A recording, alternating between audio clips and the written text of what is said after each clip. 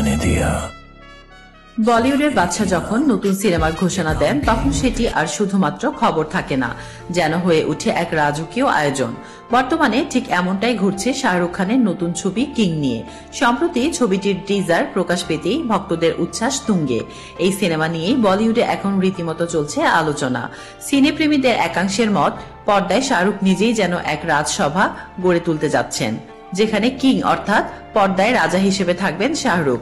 আর বলিউড বাদশার সঙ্গে এই রাজসভায় কারা থাকছেন অর্থাৎ এই সিনেমার কাস্টিং লিস্ট, তা নিয়েও কিন্তু আলোচনা কম নয়। ছবিটির কেন্দ্রীয় চরিত্রে রয়েছেন শাহরুখ খান নিজে। জওয়ান ও পাঠান এর পর আবারও তাকে দেখা যাবে অ্যাকশন ও ড্রামার সংমিশ্রণে।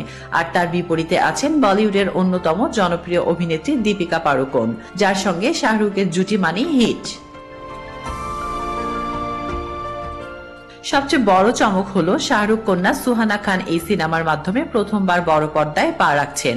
দ্য আর্টিস্ট এর ডিজিটাল অভিষেকের পর প্রথমবারের মতো প্রেক্ষাগৃহে দেখা যাবে তাকে, তাও বাবার ছবিতে।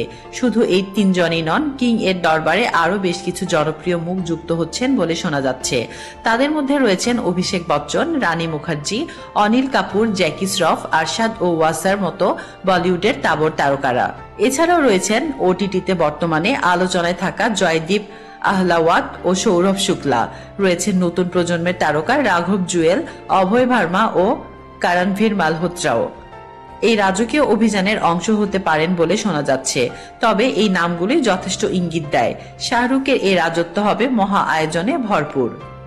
উল্লেখ্য, ছবিটি যৌথভাবে প্রযোজনা করছে রেড চিলিজ এন্টারটেইনমেন্ট ও মারফ্লিক্স পিকচার্স।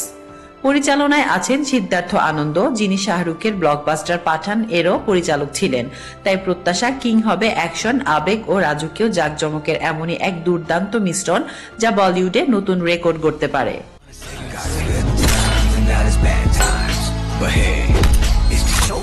তাসলিম আক্তার শিমু, SBS বাংলা।